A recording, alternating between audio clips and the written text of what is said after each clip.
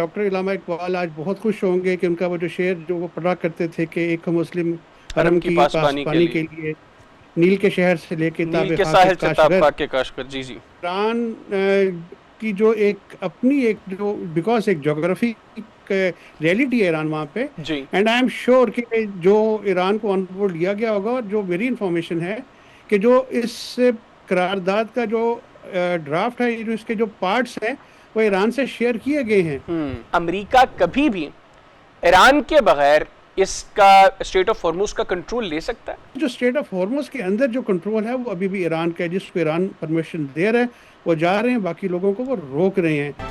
बिस्मिल्लाहिर्रहमानिर्रहीम। अस्सलाम वालेकुम नाज़रीन, प्रोग्राम में खुश आमदीद। मैं हूँ हैदर हयात खान। गुज़िश्ता हफ्ते एक बड़ी डेवलपमेंट हुई जब मक्का में सऊदी अरब, पाकिस्तान और तुर्किया के दरमियान एक दिफाई अग्रीमेंट हुआ और अब उसके बाद बड़ा क्लियर कर दिया गया कि किसी भी एक मुल्क पर हमला, वो तीनों ममालिक पर हमला तस्वर किया जाएगा। एक डिस्कशन ये हो रही थी कि शायद इसकी टाइमिंग इस तरह की है कि ये कहीं ईरान के ख़िलाफ़ तो नहीं, लेकिन ईरान की जानिब से जो रद्द अमल आया वो क्लियरली इंडिकेट कर रहा है ईरान इसको अपने लिए ख़तरा तस्वर नहीं करता और ईरान ने क्लियरली कह दिया है कि यह माहिदा ईरान के ख़िलाफ़ नहीं है। तो बुनियादी तौर पर फिर ये माहिदा है किसके ख़िलाफ़, किसको इससे ख़तरा है, इस माहिदे का मकसद क्या है, इससे पाकिस्तान को क्या फ़ायदा होगा, सऊदी अरब और तुर्किया को इससे क्या फ़ायदा होगा। प्रोग्राम में इस पर तफसीलन गुफ्तगू करेंगे। फिर हम देख रहे हैं कि भारत में इस माहिदे के बाद बड़ा शोर मचा हुआ है। दो तरह की अप्रोचेज़ हैं, एक जो जाहिल भारतीय तबके को एड्रेस करती है और दूसरी अप्रोच जो सेन इंडियंस के लिए है।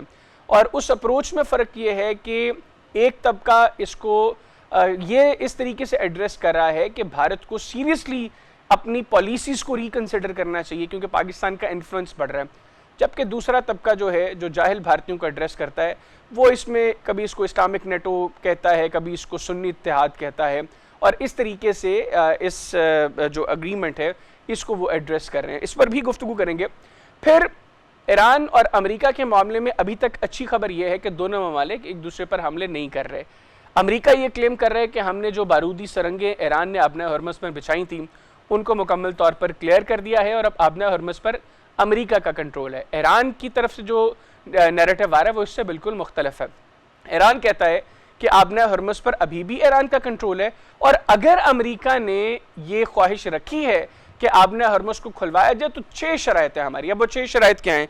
एक तो ईरान कहता है कि किसी भी ज़बान में ईरान को धमकी नहीं दी जाएगी। अब अमरीकी एतबार से तो ठीक है, हम इसको समझ सकते हैं कि अमेरिका ईरान को धमकी नहीं देगा, लेकिन डोनाल्ड ट्रंप के पर्सपेक्टिव से अगर इसको देखें तो क्या वो बाज आएंगे? ये एक बड़ी अहम चीज़ है। फिर ईरान की जानिब से दूसरी शर्त ये रखी गई है कि लेबनान और फ़लस्तीन समेत जो ईरान के इत्तेहादी हैं उन पर हमले नहीं किए जाएंगे। अब अमेरिका इजराइल के हवाले से क्या ये गारंटी देगा कि वो फ़लस्तीन में या लेबनान में मज़ीद हमले नहीं करेगा? क्योंकि नेतन्याहू ने तो अभी जो डोनाल्ड ट्रंप ने गज़ा पीस बोर्ड बनाया था उसके ऊपर ही सवाल उठा दिए और उसको रिजेक्ट कर दिया। तो ये एक बड़ी अहम चीज़ है, क्या ईरान की शर्त मानी जाएगी? तीसरी शर्त कि ईरान की जो नाकाबंदी है उसको मुकम्मल तौर पर ख़त्म किया जाए। चौथी, कंपनसेशन दी जाए जो जंग में अभी तक ईरान का नुकसान हुआ है। तो क्या अमेरिका इस चीज़ को एक्सेप्ट करेगा कि ठीक है, हम जिस चीज़ पर बड़ा फ़ख्र कर रहे थे कि हमने ईरान का इंफ्रास्ट्रक्चर उड़ा दिया, हमने ईरान के ब्रिजेस उड़ा दिए, इनके स्कूल्स जो है वो तबाह कर दिए, इनके रेलवे ट्रैक्स हमने उड़ा दिए, तो और हमने इनकी पावर फैसिलिटीज़ को हिट किया, तो इस पर जो है वो शर्मिंदा होकर अमेरिका ये कंपनसेशन ईरान को देगा या नहीं, ये एक अहम सवाल है। फिर ईरान कहता है कि जो हमारे फ्रीज्ड एसेट्स हैं उनको डी फ्रीज किया जाए और जो पाबंदियां हैं ईरान पर उनका खात्मा किया जाए ताकि ईरान तेल बेच सके और ईरान की इकॉनमी मज़ीद बेहतर हो। तो ये वो सारी चीज़ें हैं जो ईरान से सामने रखी गई हैं। इनके बाद अब अप्रोच क्या हो सकती है? क्या ये शराइत वो हैं जो अमेरिका मानेगा? क्योंकि इनमें कुछ पॉइंट्स तो हैं जो इस्लामाबाद मेमोरेंडम ऑफ अंडरस्टैंडिंग में भी इन चीज़ों के ऊपर अग्री किया गया था, या इनके बाद इस खित्ते में हमें मज़ीद तबाही और मज़ीद बर्बादी देखने को मिलेगी? प्रोग्राम इस पर भी गुफ्तगू करेंगे और इसके लिए प्रोग्राम के पहले हिस्से में मेरे साथ मौजूद हैं rear admiral retired Imran Nasir साहब, सीनियर एनालिस्ट हैं। Sir, thank you very much, अपने प्रोग्राम के लिए वक्त निकाला। सर, सबसे पहले तो मुझे ये बताइएगा, ये जो मक्का मुश्तरका दिफाई मुआहदा हुआ है पाकिस्तान, सऊदी अरब और तुर्किया के दरमियान, आप इसको किस तरह देख रहे हैं? ये सिर्फ इन तीन ममालिक के दरमियान होने वाला एक दिफाई मुआहदा है, या ब्रॉडर पर्सपेक्टिव में जो बातें हो रही थी कि नए अलायंसेस बनेंगे, नया वर्ल्ड ऑर्डर तरतीब दिया जाएगा, ये इस रीजन के एतबार से उसकी बुनियाद रख दी गई है, जिसके हवाले से गुफ्तगू हो रही थी कि अब पाकिस्तान का इस रीजन में इन्फ्लुएंस भी बढ़ेगा? ये एक बहुत इंपॉर्टेंट एक डेवलपमेंट है, एंड आई बिलीव के every Pakistani have the right to take pride in that कि अल्लाह ताला ने पाकिस्तान को वो मौका दिया कि जिस मौके की वजह से आज हम फ़ख्र से अपना सर बुलंद कर सकते हैं। अल्हम्दुलिल्लाह। एक्चुअली इसमें हमें थोड़ा सा बैक ट्रैक करना होगा। We must look at the जो 2025 में मई में जो चाइना में डेवलपमेंट हुई कि जो उनका डिफेंस डे परेड थी, उसके अंदर शी जिनपिंग साहब ने ये ख्वाहिश का इजहार किया कि दुनिया में नए नॉर्मल्स होने चाहिए और नया वर्ल्ड ऑर्डर आना चाहिए। मल्टीपोलर और world. that was basically based upon the the desire to have regionality और regional powers जो कि मिडिल टीयर की पावर्स हैं उनकी कैपेसिटी और कैपेबिलिटी इन्हांस करने के लिए। बिल्कुल ठीक। तो आज अल्लाह ताला ने पाकिस्तान को वो मौका दिया। आई एम श्योर कि डॉक्टर इलामा इकबाल आज बहुत खुश होंगे कि उनका वो जो शेर जो वो पढ़ा करते थे कि एक मुस्लिम हरम की पासबानी के लिए नील के शहर से लेके नील के साहिल से ताब के काशगर। जी जी। तो आज उसकी एक प्रैक्टिकल मैनिफेस्टेशन हम देखते हैं। मैं इसको एक ब्रॉडर रीजनल पर्सपेक्ट में देखता हूँ कि चूंकि हमारा रीजन जो है ये बहुत ज़्यादा इस वक्त स्ट्रेस में है because of this recent gulf war, और हमारी जो एनर्जी सिक्योरिटी है पूरी दुनिया की वो अंडरमाइन हो रही है। तो इसमें एक ज़रूरत थी कि जो रीजनल मिडिल टीयर एक्टर्स हैं वो एक अपना रिस्पॉन्सिबल एटीट्यूड लेकर सामने आए, जिसमें rightly of Pakistan, Saudi Arabia और टर्किया ने अपना एक रोल अदा किया। एंड आई फोरसी के बहुत जल्द इसमें और लोग भी शामिल होंगे, और जिसमें प्रोबेबली कतर, बहरीन, कुवैत और इजिप्ट, इन्होंने तो अपनी ख्वाहिश का इजहार कर भी दिया है। सिर्फ एक मैकेनिज्म तय करना है कि उनके ऊपर हम कैसे ये जो एक डिफेंस पैक्ट है इसको कैसे मैनिफेस्टेशन कर सकते हैं। सही। और इसका जो ग्रेटर इफेक्ट आएगा वो बहेरा अरब, गल्फ ऑफ एडन और स्ट्रेट ऑफ हॉर्मुज की जो सिक्योरिटी है उसके ऊपर उसका इम्पैक्ट आएगा। और उसमें पाक बहरिया का एक बहुत बड़ा किरदार है, क्योंकि ये समुंदर पे है। तो हमें ये देखना होगा कि पाकिस्तान बहरिया की कैपेसिटी बिल्डिंग और कैपेसिटी एनहांसमेंट पे कैसे काम किया जाता है। लेकिन सर आपने ये जो स्ट्रेट ऑफ हॉर्मुज की सिक्योरिटी के मुझसे मुतल्लिक बात की, विदाउट कंसल्टेशन विद ईरान, आप समझते हैं कि ये मुमकिन होगा? जी मैं ये समझता हूँ कि ईरान की जो एक अपनी एक जो बिकॉज एक जोग्राफी रियलिटी है ईरान वहाँ पे, एंड आई एम श्योर कि जो ईरान को ऑन बोर्ड लिया गया होगा, और जो मेरी इंफॉर्मेशन है कि जो इस करारदाद का जो ड्राफ्ट है, जो इसके जो पार्ट्स हैं वो ईरान से शेयर किए गए हैं।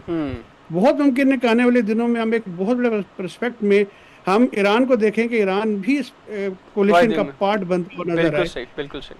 असल जो चीज़ है वो देखने की है कि चाइना और इंडिया और इसराइल कैसे रिस्पॉन्ड करते हैं इसको, क्योंकि चाइना ग्लोबल लीडर के तौर पर इमर्ज कर रहा है, और यहाँ पे चाइना की एनर्जी सिक्योरिटी की एक समझे कि मेन डोमेन है। बिल्कुल सही। इंडिया डेफिनेटली एक हम उससे जो मर्जी हमारे से इख्तलाफात हो, लेकिन वो एक रीजनल पावर हैं, उनकी एक बड़ी नेवी है और एक दुनिया की सबसे बड़ी कौम है बाय वॉल्यूम, जिसके उनके सबसे बड़ी पॉपुलेशन है जी। तो उनका एक अपना से होगा। और इसराइल चूंकि उनका एक ईरान के साथ एक लार्जर कॉन्फ्लिक्ट है, तो देखना होगा वो कैसे रिस्पॉन्ड करते हैं। लेकिन मैं ये समझता हूँ कि ये एक वक्त की ज़रूरत थी पाकिस्तान के लिए, इसमें एज अ मिडल पावर अपने आप को मंजूर कराना और दुनिया के जो नया नक्शा बन रहा दुनिया के, उसमें अपनी जो उसकी पावर है या उसकी जो एक से है उसको लेके चलना एक बहुत बड़ी बात है, बहुत अहम बात है। पाकिस्तान की सियासी और मिलिट्री की लीडरशिप इसके लिए मुबारकबाद की मुस्तहिक है। बिल्कुल ठीक। अच्छा सर, आपने जिक्र किया था स्ट्रेट ऑफ हॉर्मुज़ पे सिक्योरिटी के एतबार से, फिर आपने कहा कि आपकी इन्फॉर्मेशन के मुताबिक ईरान के साथ इसका ये ड्राफ्ट शेयर भी किया गया और मुस्तकबिल में ईरान इसका हिस्सा भी बन सकता है। एज ऑफ नाउ से स्ट्रेट ऑफ हॉर्मुज़ की पोजीशन ये है कि अमेरिका कहता है कि अब हमारा कंट्रोल है इस पर, हमने ईरान की जानब से बिछाई बारूदी सुरंगें ख़त्म कर दी हैं। ईरान की क्लेम अदरवाइज़ है, वो कहते हैं हमारा कंट्रोल है, और अगर अमेरिका चाहता है कि इसको खोला जाए तो हमारी ये 6 शरायतें हैं जो पहले इस्लामाबाद मेमोरेंडम ऑफ अंडरस्टैंडिंग में भी 4 पॉइंट्स पर अग्री किया गया और 1-2 एडिशनल पॉइंट्स जो हैं उसके अंदर। आपके नज़दीक अमेरिका कभी भी ईरान के बगैर इसका स्ट्रेट ऑफ हॉर्मुज का कंट्रोल ले सकता है? According to the international law of sea, जो मुल्क किसी भी जगह पे माइन फील्ड डिक्लेयर करता है, ये उसी की जिम्मेदारी होती है कि उसने उस माइन फील्ड की क्लियरेंस को डिक्लेयर करना होता है। There is no other power on earth which can actually say कि जी इस जगह को हमने क्लियर कर दिया है, चाहे वो अमेरिका हो, चाहे वो दुनिया की कोई भी ताकत हो। तो अनटिल एंडलेस ईरान खुद ये कहे कि जी कि मैंने इसको क्लियर कर दिया है, बिल्कुल सही। क्योंकि फिर इस रिस्पॉन्सिबिलिटी ईरान की आ जाएगी कि कल को खुदा ना खास्ता किसी शिप को माइन हिट हो जाती है, तो ये फिर जो ब्लेम एट्रीब्यूशन है वो ईरान पे आएगी। बिल्कुल सही। और ईरान को एग्जैक्टली पता उन्होंने किस किस जगह पे वो माइंस हैं जो बिछाई हुई हैं, तो दुनिया की कोई ताकत उसको क्लियर नहीं कर सकती। और फॉर दैट मैटर यूएसए के पास अभी वो कैपेबिलिटी या कैपेसिटी नहीं है कि वो इसको कर सके। उनको अपने पूरे जो रिसोर्सेज हैं डिप्लॉय करने पड़ेंगे और उसके लिए एक बहुत बड़ा टाइम फ्रेम चाहिए होता है। अच्छा, अब आगे क्वेश्चन कीजिए कि जो इनकी एक क्लेम और काउंटर क्लेम है, मैं ये समझता हूँ कि जो इस वक्त जो ब्लॉकेड ऑफ ईरानियन पोर्ट्स है वो इफेक्टिव है, वो यूएसए कर रहे हैं कि यानी कोई भी ट्रैफिक जो जा रही है टुवर्ड्स स्ट्रेट ऑफ हॉर्मुज जो कि ईरानियन पोर्ट के लिए डिस्टाइंड है, उसको वो चेक कर रहे हैं। लेकिन अदरवाइज जो स्ट्रेट ऑफ हॉर्मुज के अंदर जो कंट्रोल है वो अभी भी ईरान का है, जिसको ईरान परमिशन दे रहा है वो जा रहे हैं, बाकी लोगों को वो रोक रहे हैं। और इफेक्टिवली ये जो ज्योग्राफी है जिसको हम सुपीरियर स्ट्रेटेजिक ओरिएंटेशन का नाम देते हैं, ये इस वक्त ईरान के पास है, that will remain with them, इसको कोई उनसे ले नहीं सकता। और इफेक्टिवली ईरान का ही कंट्रोल रहेगा स्ट्रेट ऑफ हॉर्मुज पे, या फिर कोई एग्रीमेंट ऐसा हो जाए जैसे कि अभी हम ओमान एग्रीमेंट की बात सुन रहे हैं कि ओमान और ईरान मिलकर इसका कंट्रोल संभालेंगे, तो वो एक पॉसिबिलिटी नहीं तो सर आप समझते हैं कि ओमान और ईरान अगर म्यूचुअली अग्री कर लेते हैं तो डेफिनेटली उसमें अमेरिकन कंसल्टेशन ओमानियन साइड से शामिल होगी, तो इस पे रजामंदी हो जाती है तो हम ये अखज़ करें कि मुज़ाकरात पॉजिटिवली आगे बढ़ रहे हैं और अब ईरान और अमेरिका के दरमियान जो बाकी मामलात हैं वो भी फिर मुस्तकबिल करीब में तय हो सकते हैं। हम ये देखते हैं कि जो यूएसए और इजराइल के जो नेशनल ऑब्जेक्टिव्स थे for invading a war into Iran, वो अभी तक नहीं पूरे हुए। और जब तक आप जंग के जो जिसका पॉलिटिको मिलिट्री ऑब्जेक्टिव या नेशनल ऑब्जेक्टिव्स कहते हैं वो आप अटेन ना कर लें, तो आपका एक अनफिनिश एजेंडा होता है ये। सूनर और लेटर आई फोरसी के अमेरिका और इजराइल और जो उनके कोलिशंस हैं वो दोबारा ईरान के ऊपर अटैक करने की कोशिश करेंगे, क्योंकि देयर आर थिंग्स जैसे उनका न्यूक्लियर प्रोग्राम है वो अभी भी, यानी कि उसको आप 100% डिसमेंटल नहीं कह सकते। वो जो 400 kg एनरिच यूरेनियम पड़ी हुई थी उसका किसी को नहीं पता वो कहाँ पे है। रजीम चेंज था, वो हो नहीं सका, तो आपने इतनी बड़ी जंग किस लिए शुरू की? तो जो वॉर ऑब्जेक्टिव्स हैं वो शायद चूंकि अचीव नहीं हुए, which actually translates into the American defeat, हम इसको एक कॉग्निटिव डोमेन में कह सकते हैं। तो एक बिगर पावर को अपने उस स्टैचर को बरकरार रखना बहुत ज़रूरी है। एंड आई फोरसी के वो आने वाले दिनों में we will see more developments happening in this area. और ये हमने अभी कोलेशन जो पाकिस्तान, टर्किया और इसका है सऊदीया का, it is one step towards that, क्योंकि रीजन अनस्टेबल हो रहा है और नज़र आ रहा है सारी पॉलिटिकल लीडरशिप को किस इंस्टेबिलिटी को कंट्रोल करने के लिए एक अलायंस बनाना ज़रूरी था, ताकि कल को अगर यहाँ पे दोबारा कोई ऐसी जंग शुरू होती है तो जो डिसरप्शन अभी हुई है उसको कंट्रोल किया जा सके। बिल्कुल ठीक सर, मेरे साथ मौजूद रहेगा, मुझे मुख्तसर सा ब्रेक लेने। नाज़रीन, rear admiral doctor Imran Nasir साहब हमारे साथ मौजूद हैं। प्रोग्राम में ब्रेक लेंगे, ब्रेक से वापस आएंगे तो सर से बात करेंगे सरक्रीक से मुतल्लिक। अभी हमने कवाबील एक्सरसाइज की और भारत में उसके बाद बड़ा खौफ है, वो खौफ क्या है और इस एक्सरसाइज का मकसद बुनियादी तौर पर क्या था, ये जानने की कोशिश करेंगे, कहीं ना चाहिएगा। Stay with us. जी, ब्रेक के बाद प्रोग्राम में दोबारा खुशामदीद। नाज़रीन, सरक्रीक का महाज जो है ये भी पाकिस्तान और भारत के दरमियान जो थोड़े डिस्प्यूटेड मैटर्स हैं उनमें से एक है। भारत ने गुज़श्ता साल त्रिशूल के नाम से एक एक्सरसाइज की जो कवर किया उन्होंने अपनी राजस्थान और गुजरात की बेल्ट और यहाँ पर सरक्रीक का एरिया। अभी पाकिस्तान ने रिसेंटली अबाबील के नाम से एक एक्सरसाइज की है। भारत के क्लेम्स हैं कि पाकिस्तान ने सरक्रीक के महाज पर होवरक्राफ्ट्स डिप्लॉय किए हैं, SSGs डिप्लॉय किए हैं, अपनी पोस्ट्स में इजाफा किया है और शायद पाकिस्तान यहाँ से कुछ जारहियत प्लान कर रहा है भारत के ख़िलाफ़। तो ये अप्रोच क्यों है भारत की? सरक्रीक का जो मामला है ये एक्चुअल डिस्प्यूट है क्या? प्रोग्राम के हिस्से में इसको जानने की कोशिश करेंगे।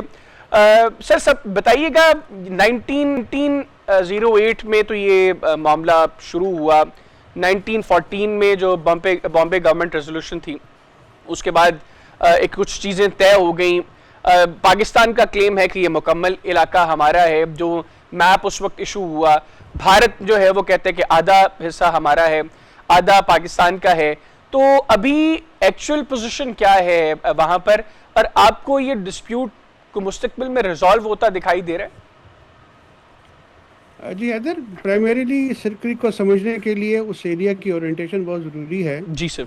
देखिए, ये जो सारा एरिया है ये एक ग्रेटर सिंध का पार्ट था, और जब हम बात करते हैं कि जो ब्रिटिश टाइम पे जो मॉबे रेसिडेंसी थी वो सिंध को कंट्रोल करती थी, तो ये सारा पार्ट एक मुकम्मल एक कंट्रोल में आता था। जी। हाउएवर 1947 में पार्टीशन के बाद पाकिस्तान और भारत में जब इसकी बाउंड्री डिवीजन हुई, उस बाउंड्री डिवीजन पे हमारे पास जो साइट्स थी, बहुत सारी जगहों पे क्लैरिटी आ गई, लेकिन ये जो था सिर क्रीक का एरिया, इसमें डिस्प्यूट था, बिकॉज इसमें जो क्रीक्स हैं उसको देखना चाहिए कि वो अपना एरिया शिफ्ट करती हैं। बिल्कुल ठीक। पानी है, पानी अपना रास्ता खुद बनाता है, तो क्रीक्स ने एक तो अपना एरिया शिफ्ट किया, और जो बाउंड्री पिलर उस वक्त डिफाइन किया गया कि एज अ बाउंड्री है, वो पाकिस्तान की साइड पे है, और जो पाकिस्तान का क्लेम है वो 100% करेक्ट और वेरीफाइबल है। इसको हम इंटरनेशनल फोरम्स के ऊपर वेरीफाई करा चुके हुए हैं। बिल्कुल सही। लेकिन इंडिया ने एक वक्त पे वहाँ पे पहली अपनी एक एग्रेशन की, जैसे इन्होंने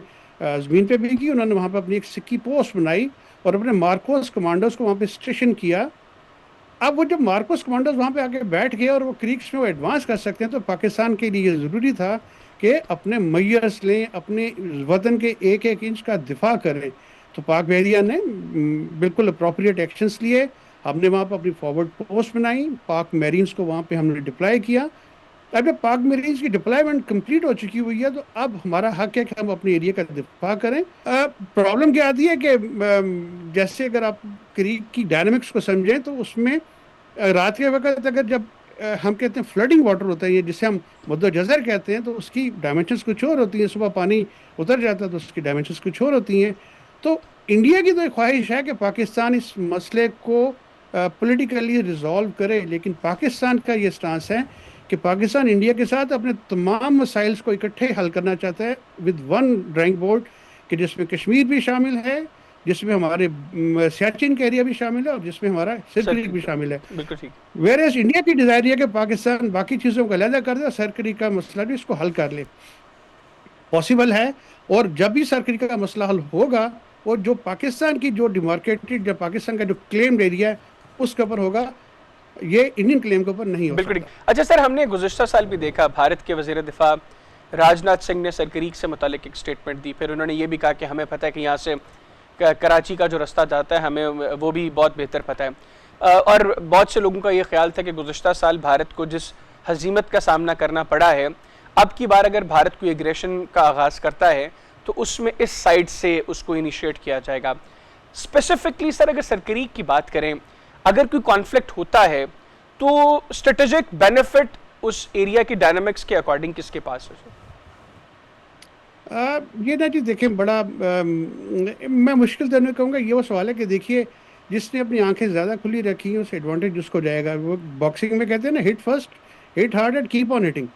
तो पाकिस्तान की स्ट्रेटेजी ये है कि अगर कभी अल्लाह ना करे ऐसा वक्त आता है तो हम तैयार हैं और हम हिट करने की पोजीशन में हैं, और फिर हम छोड़ेंगे नहीं कि हम जिस जगह तक उनको पहुँचा कर आएंगे।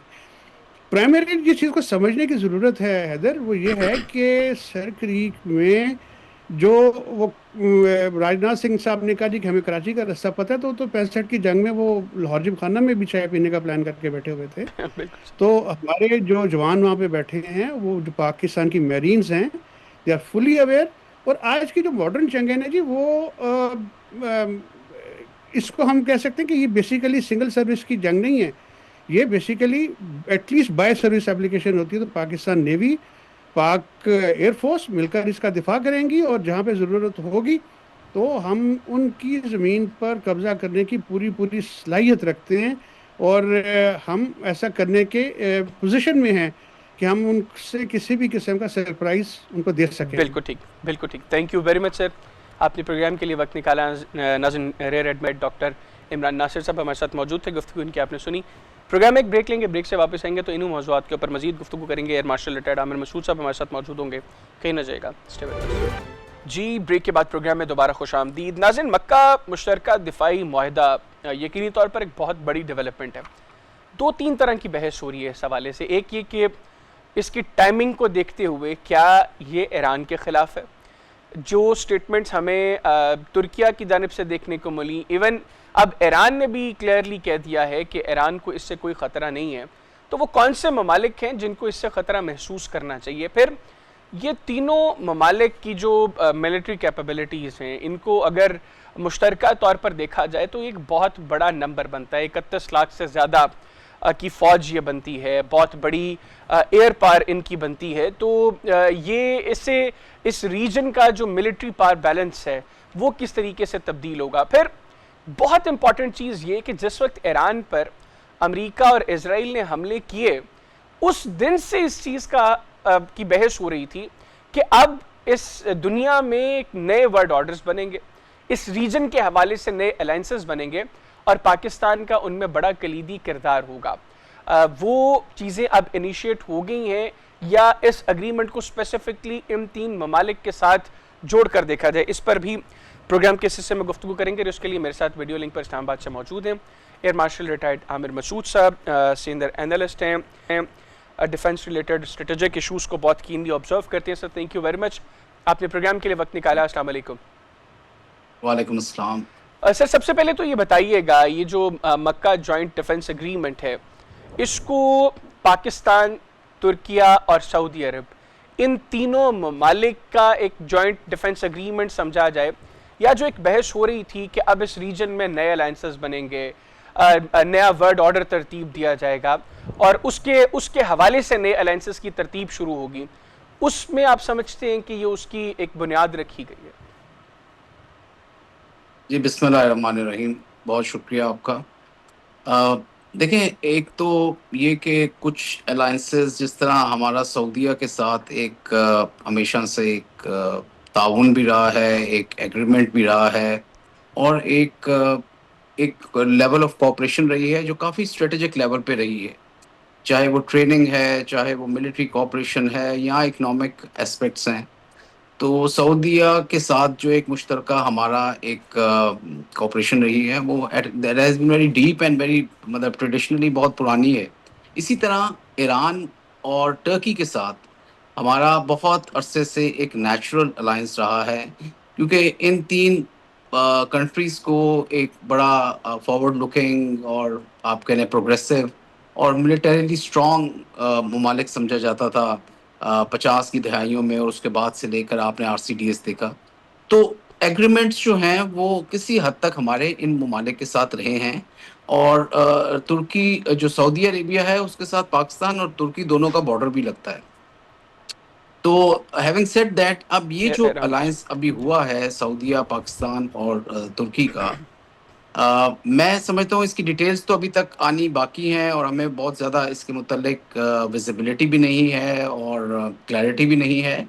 लेकिन ऑन द फेस जो कि चीज़ें नज़र आ रही हैं और जिनका जिक्र किया जा रहा है और इंटरनेशनल प्रेस में भी जिसका बारहा जिक्र हुआ है, वो यही है कि एक डेफिनेटली एग्रीमेंट ऐसा है कि जिसमें अगर किसी एक मुल्क पे हमला किया गया तो उसे बाकी दूसरे ममालिक पे भी हमला समझा जाएगा और उसके मुताबिक उसका रिस्पांस दिया जाए। बिल्कुल ठीक। तो ये चीज़ तो है। जी। तो उस लिहाज से अगर देखें तो देखें, अगर ये एक सिंबॉलिक भी है तो इसकी एक डेटरेंस वैल्यू है, इसकी एक सिग्निफिकेंस है, और ये एक बड़ी पॉजिटिव स्टेप है तीनों ममालिक के लिए against their enemies, and a good message for the allies of the region कि एक ऐसा तीन मुश्तरका ममालिक का बना है जिसे लोग पहले सुन्नी कह रहे थे, एक लेबल देने की कोशिश कर रहे थे, और कल ईरान की फॉरेन मिनिस्ट्री ने बड़ा क्लियरली बता दिया कि हमें इसमें कोई ना तो हमें कोई शक है किसी किस्म का किसी की नीयत पे, और हम समझते हैं कि ये एक पॉजिटिव डेवलपमेंट रीजन के अंदर के जिसमें ममालिक अपने हाथ में डिफेंस खुद लेना चाह रहे हैं, बजाय इसके कि उसे अमेरिका या इसराइल को आउटसोर्स किया जाए, जो कि ट्रेडिशनली अरब कंट्रीज करते रहे हैं और शेख टॉम्स और किंगडम्स करते रहे। नहीं तो आप समझते हैं सर, वैसे इस एग्रीमेंट के बाद सऊदी अरब से कम से कम इन चीज़ों का आगाज हो जाएगा कि अमेरिका पर उनकी जो सिक्योरिटी का इन्हिसार है वो निस्बतन कम हो, और फिर अल्टीमेटली इसमें दीगर अरब ममालिक भी एटलीस्ट जो लाइक माइंडेड कंट्रीज़ हैं वो इसमें शामिल हों? बिल्कुल, ये एक डेफ़िनेटली उस लेवल पे जाने के लिए एक पहला कदम है, उस रास्ते को इख्तियार करने के लिए एक पहला स्टेप है और मैं समझता हूँ कि बाकी ममालिक भी इसमें शामिल होंगे। जो ईरान की जंग रही है, इसमें बहुत सारे जहाँ लेसन लर्न हुए हैं, दुनिया के लिए, उस तरह रीजन के लिए बहुत एक एक सिग्निफिकेंट आप कह लें कि शिफ्ट आया है माइंडसेट में एंड होपफुली वो सबक जो हमने सीखे हैं इस जंग से, उनको अगर अच्छे तरीके से इम्प्लीमेंट किया जा सके तो इधर एक बहुत सस्टेनेबल डेवलपमेंट हो सकती है, पीस हो सकता है और इधर के सिक्योरिटी का जो आर्किटेक्चर है उसको चेंज किया जा सकता है बेहतरी के लिए। बिल्कुल ठीक। हैविंग सेड दैट अब ये जो मुआहदा है इसमें आप देखें अगर ये कह देना कि ये एक पूरा गेम चेंजर है या इससे बहुत सारी चीज़ें एकदम से बदल जाएँगी तो वो एक प्रीमेच्योर चीज़ होगी। अभी हमें देखना है कि इसको किस तरह से इसके जो तमाम इसके जो क्लॉजेज़ हैं उनमें क्या ज़िक्र है और किस लेवल की इम्प्लीमेंटेशन हो सकती है इस मुआहदे की, बिल्कुल ठीक। एप्लीकेबिलिटी कितनी होगी और इसकी ट्रांसपेरेंसी कितनी हमें नज़र आएगी। तो उन चीज़ों को देखते हुए आगे हमें नज़र आएगा कि इस मुआहदे के बेनिफिट्स क्या होते हैं but on the face of it देखिए सऊदी अरेबिया के पास बहुत पैसा है, एक बहुत रिच कंट्री है, लेकिन Saudi Arabia being a kingdom उसकी अपनी सिक्योरिटी फोर्सेस बहुत ज़्यादा मजबूत नहीं हैं, हालांकि मॉडर्न बहुत हैं, एयरफोर्स उनकी बहुत मॉडर्न है, स्टेट ऑफ आर्ट इक्विपमेंट है, कमांड एंड कंट्रोल सेंटर हैं, एयर डिफेंस सिस्टम्स हैं, लेकिन उनके उनकी फ़ौज को उसी तरह से डेवलप नहीं किया गया। अरबों के डॉलरों के इक्विपमेंट वहाँ पे मौजूद हैं, तमाम शेखडम्स में, तमाम किंगडम्स में। इस वक़्त अमेरिका जो है, वही ये कवर प्रोवाइड करता है और उसी की मिलिट्री इंडस्ट्री चलती है और उसी का राज है सर और तो मेरा ये वैसे अगला देखना होगा सवाल कि वो भी किस हद तक उस इसी राज से को कम मुतल्लिक किया है जा सर। सकता है। सर आपने ये जो जिक्र किया कि सऊदी अरब जो है अगर मैं गलत नहीं हूँ तो अमेरिका से जो असलहा ख़रीदने वाले ममालिक हैं उनमें सर फहरिस्त सऊदी अरब है। अगर हम ओवरऑल दुनिया के पर्सपेक्टिव में ब्रॉडरली बात करें तो तीन बड़ी जो ग्रेट पावर्स हैं उनमें तुर्किया जो है उसकी रशिया के साथ भी कोलैबोरेशन है, एयर डिफेंस सिस्टम्स वो रशिया की यूज़ करते हैं, पाकिस्तान जो है उसके पास चीनी टेक्नोलॉजी बहुत ज़्यादा है। तो जो तीनों ग्रेट पावर्स की ये जो मिलिट्री टेक्नोलॉजी है ये जब इकट्ठा होगी तो आप क्या समझते हैं कि जो इनके मुखालिफ ममालिक हैं, जो इनके दुश्मन ममालिक हैं, उनके ऊपर इनकी कितनी डिटरेंस जो है वो क्रिएट होगी? ये देखिए पहले तो मैं समझता हूँ ये भी कि देखिए तुर्की की अपनी भी आर्म्स इंडस्ट्री बहुत बढ़िया, डेवलप कर गई है, बिल्कुल ठीक। पाकिस्तान की भी आर्म इंडस्ट्री है, लेकिन तुर्की ने इस मामले में बहुत आगे एडवांस्ड आप कह लें हुए हैं, स्पेशली पिछले 10-12 सालों में तुर्की ने अपनी आर्म्स इंडस्ट्री को प्राइवेटाइज बहुत किया है, पब्लिक सेक्टर मतलब प्राइवेट सेक्टर में बहुत ज़्यादा उनकी इंडस्ट्री ने डेवलप किया अपने आप को और वो अब दुनिया के एक मॉडर्न आप कह लें स्टेट ऑफ आर्ट इक्विपमेंट बना रहे हैं जिनको इस वक्त यूक्रेन वाले भी इस्तेमाल कर रहे हैं, रशिया वाले भी इस्तेमाल कर रहे हैं उनके ड्रोन सिस्टम्स को, गल्फ कंट्रीज बहुत ज़्यादा हैं जो इस्तेमाल कर रही हैं और फार ईस्टर्न कंट्रीज ने भी इनको लिया है। तो इनकी जो डिफेंस है उसका अगर तखमीना लगाया जाए तो 8-9 बिलियन डॉलर्स ये लोग इस वक्त सिर्फ अपने डिफेंस प्रोडक्ट्स पे कमा रहे हैं और बहुत स्टेट ऑफ आर्ट इक्विपमेंट बना रहे हैं। तो ये इंडस्ट्री को तकवीत मिलेगी सऊदीज़ के पैसों से, सऊदीज़ के पास जो सरमाया मौजूद है उसको इस्तेमाल किया जा सकता है और इस इंडस्ट्री को फर्दर इम्पेटस मिल सकती है और इस इंडस्ट्री से पाकिस्तान भी फ़ायदा उठा सकता है जो कि ऑलरेडी पाकिस्तान की 6th जनरेशन जहाज़ के लिए एक कोलैबोरेशन चल भी रही है टर्की के साथ और वो आपस में काफ़ी एक टेक्नोलॉजी जो है उसको कान के शेयर भी ऊपर करते हैं और इंडस्ट्री को आगे लेके जा रहे हैं। जी। लेकिन ये अमेरिकन का इन्फ्लुएंस देखिए टर्की पे भी आज बहुत है, सऊदीया पे भी बहुत है। टर्की एक नेटो कंट्री है, टर्की का जो है एक बेस जो है वो नेटो की पूरी उधर मौजूद है। सऊदी अरेबिया में अमेरिकन के ट्रुप्स मौजूद हैं बहुत सारे और ये चीज़ें जो हैं अमेरिका के एक टैसिट अप्रूवल के बगैर नहीं हो सकते और ये आप कहें कि मुआहदा भी जो है उसको आगे बढ़ने के लिए काफ़ी हद तक आई एम श्योर एक कंकरेंस होगी चाइना की तरफ से भी और अमेरिका की तरफ से भी। तो सर आप और समझते हैं ये वैसे कि एक बहस जो हो रही है कि जिस तरीके से चीज़ें चल रही हैं और एतमाद की फ़िज़ा कायम की जा रही है, मुस्तकबिल के अंदर ईरान भी इस अग्रीमेंट में शामिल हो? देखिए ईरान का आना एक नेचुरल एस्पेक्ट है और उसको ज़रूर आना चाहिए। अगर हम इस रीजन में एक सस्टेनेबल पायदार अमन चाहते हैं, तो ये एक एक मेन लेसन है इस वॉर का कि इधर फॉरेन ट्रूप्स जो हैं उनको इधर से इवैक्यूएट किया जाए, इधर से वो निकलें जो अमेरिकन के मौजूद हैं, और बहुत सारे इजराइल स्पाइज इधर मौजूद हैं इन्हीं रीजन्स में जिन्होंने अपनी बेस बनाई हुई है, और मुझे और आपको भी मालूम है जी कि वो इधर हैं और इन ही कंट्रीज में हैं जो ईरान के इर्द गिर्द मौजूद हैं, और उसको वो इस्तेमाल करते हैं ईरान के ख़िलाफ़ एस्पियोनेज में और ईरान के ख़िलाफ़ तमाम इंटेलिजेंस एक्टिविटीज़ के लिहाज से।